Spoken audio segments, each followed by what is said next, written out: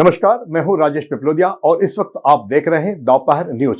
लगातार नई और ताजा जानकारियों के लिए हमारे चैनल को आप सबसे पहले सब्सक्राइब कर लीजिए पेश है एक खास खबर।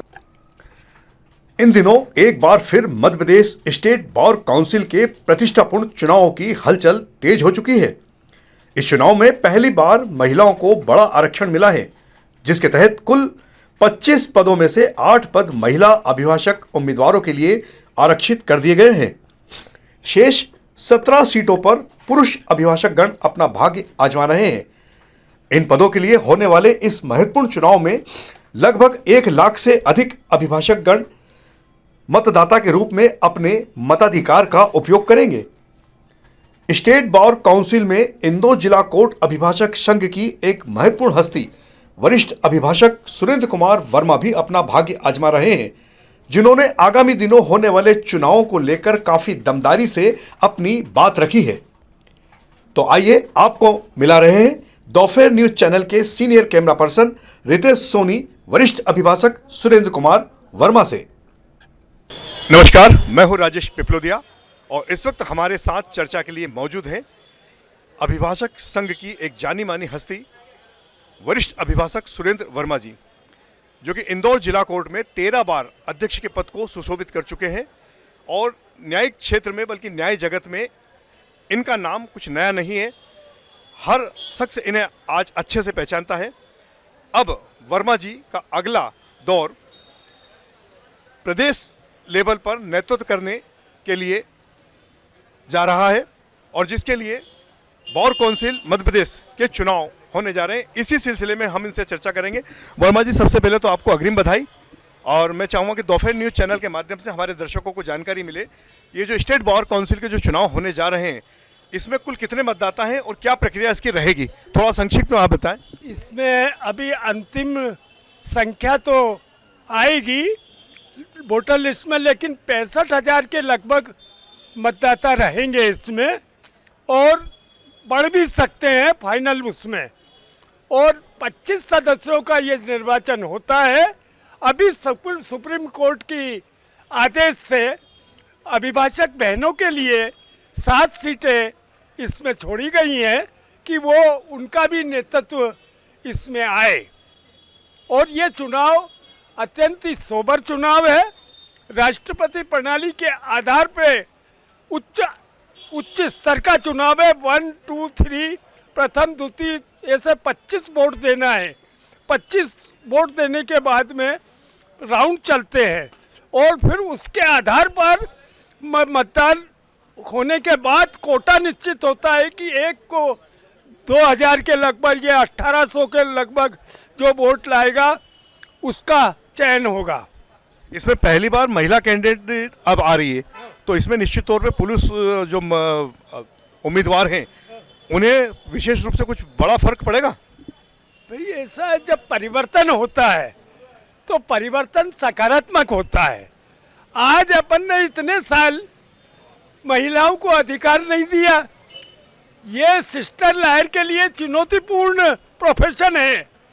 आज उस चुनौती को सिस्टर लॉयर ने स्वीकार करके आज भारी तादाद में, मैं जब शुरू में आया था मुश्किल से 3 अभिभाषक बहनें वकील थी, लेकिन आज इस प्रोफेशन में उन्होंने सक्रियता से काम किया और बड़े बड़े पदों तक वो पहुंची है। हर क्षेत्र में आज फौज में हो या सब दूर चुनौती उनने स्वीकार की है। अच्छा, चुनाव में पूरी तरह से पारदर्शी रहे और निष्पक्ष चुनाव हो, इसकी क्या प्रक्रिया रहेगी, क्या विश्वास है? यही सबसे बड़ा विषय है। अभी तक जो होता आया है इसकी सबसे बड़ी कमजोरी ये प्रणाली का फायदा उठाकर इतने घोटाले घपले लोगों के होते आए, इसलिए विरोध हुआ। सबसे बड़ा तो ये चुनाव की प्रणाली का ये लंबान होती है। इसमें 1-1 महीने गिनती होती है और पेटियां जाती हैं। यहाँ पर क्या है, ये चुनाव होते हैं जजों के नियंत्रण में और हर जिले में डिस्ट्रिक्ट जज के अंतर्गत ये निर्वाचन अधिकारी रहता है। तो ऐसी स्थिति में यहाँ पे हाई कोर्ट का भी मतदान यहाँ होगा और बाकी कोर्ट जैसे इंदौर जैसी बिगेस्ट सिटी है, मेट्रोपॉलिटन इनकम टैक्स कोर्ट, तहसील कोर्ट, आपके परिवार न्यायालय, सारे न्यायालयों के वोट यहाँ गिरेंगे। अच्छा, मतदान के लिए कौन सी तारीख डिसाइड रहेगी और जो मतगणना कब से कब तक चली, कितने दिन लगते हैं इस पूरी मतगणना में और परिणाम कब आएंगे? इसका ऐसा है सर कि सर्वप्रथम तो 7 दिन में पहले तो इसमें ये सारी शिकायतों को दूर करने के लिए कि ये पारदर्शी चुनाव हो, यानी अभी तक क्या हुआ है इसमें नहीं जाऊंगा, इसीलिए तो जजों को नियुक्त किया गया, बाहर के जजों को। मतदान के लिए कौन सी तारीख डिसाइड की गई है? हाँ, इसका फिर मतगणना कब से कब तक? इसमें चीफ जस्टिस आएंगे पंजाब के रिटायर्ड, सुप्रीम कोर्ट के आदेश के अनुसार यहाँ अब की से ये चुनाव हो रहे हैं पारदर्शी रूप से।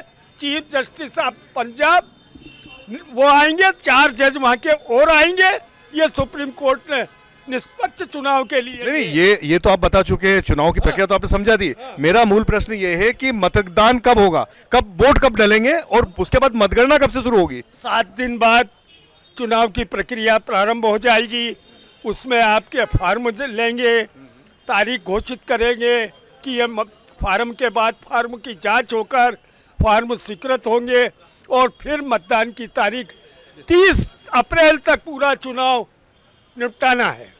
अच्छा, क्या प्राथमिकता रहेगी आपके जीतने के बाद में? हाँ, मेरी सबसे बड़ी प्राथमिकता ये रहेगी कि आज अभिभाषक वर्ग को, जो सबसे ज़्यादा अभिभाषक वर्ग और पत्रकार वर्ग है जो पीड़ित है और उस पर हमले हो रहे हैं, इसके लिए मैं पिछले 15 साल से लड़ रहा हूँ, वो प्रोटेक्शन एक्ट को लागू किया जाए और उनको आज ऐसी कोई योजना नहीं है कि अभिभाषकों को पेंशन दी जाए। वहाँ पेंशन मिल रही है झारखंड में, बिहार में है, और उस प्रकार से उनको प्रोफेशन के लिए आज हमारे नए अभिभाषकों को जो स्वीकृत है 12,500 रुपये जो कुर्सी टेबल के लिए, वो 5 साल से नहीं दिए जा रहे, जबकि हमारे मध्य प्रदेश में किसानों निराश्रितों, मेरा ये कहने का मतलब नहीं है कि उनको नहीं मिले, लेकिन हमारा अभिभाषक एक किस प्रकार की कठिनाइयों के बाद में हजारों रुपए शिक्षा में लगा के आता है, उसका वो पैसा भी उपलब्ध नहीं हो रहा है। ये एंटी एडवोकेट रोल जो चल रहा है, इसको खत्म करवाने के लिए मैं कटिबद्ध हूँ।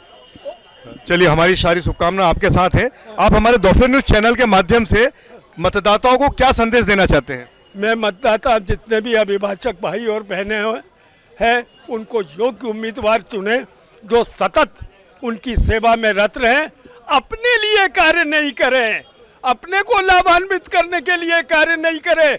मैं चुना गया तो निश्चित में यहाँ जैसे अध्यक्षता में काम करता था वो भी काम मैं करूँगा और पूरी तैयारी के साथ प्रांतीय संघर्ष के लिए और यहाँ के लिए लगा रहूँगा।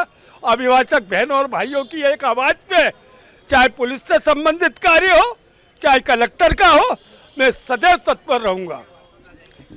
तो ये थे माननीय सुरेंद्र वर्मा जी, जिन्होंने तमाम अच्छी जानकारी देते हुए इस स्टेट बार काउंसिल के चुनाव पर भी काफ़ी विस्तृत प्रकाश डाला है।